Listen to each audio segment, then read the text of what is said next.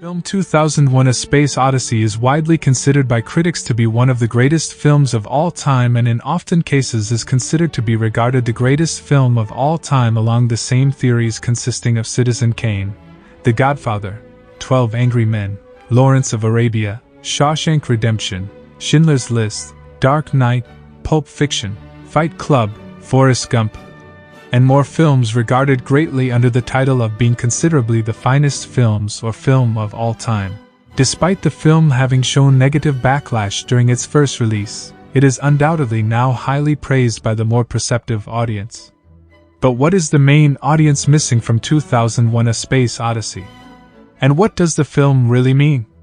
Well, when it comes down to Kubrick's strategic thought on planning to go into each shot with detail and beauty in the film, it is just what it is.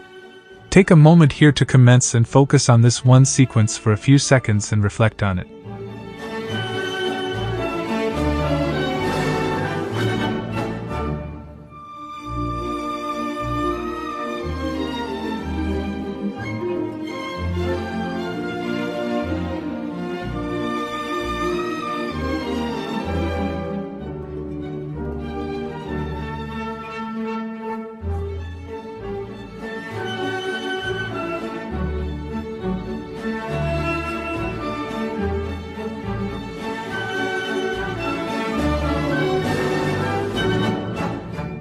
2001 is an unexplainable picture in which we are told by Kubrick so far that we should appreciate not our life but rather a four-letter Scrabble called existence, and to take notice of the beauty and utter privilege we have looking upon it.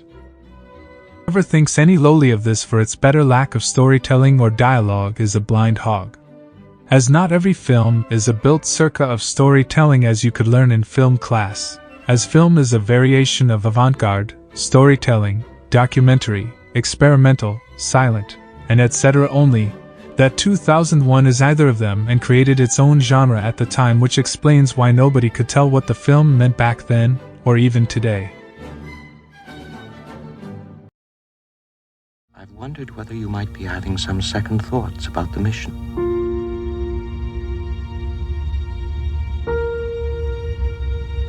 How do you mean? Rumors about something being dug up on the moon.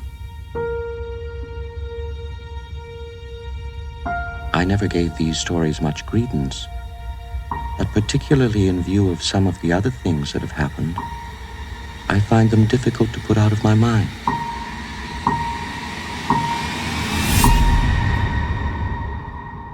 Open the pod bay doors, please, Hal. Open the pod bay doors, Hal. I'm sorry, Dave. I'm afraid I can't do that. What are you talking about, Hal? This conversation can serve no purpose anymore.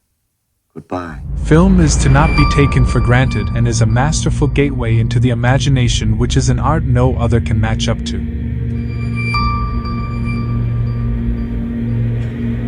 It was supposed to be that he is taken in by godlike entities, creatures of pure energy and intelligence with no shape or form. They put him in what I suppose you can describe as a human suit, study him, and his whole life passed. Reminds me of a conversation I had with Steven Spielberg about what was the most difficult and challenging thing about directing a film. And I believe Steven summed it up about as profoundly as you can. He thought the most difficult and challenging thing about directing a film was getting out of the car. I'm sure you all know the feeling.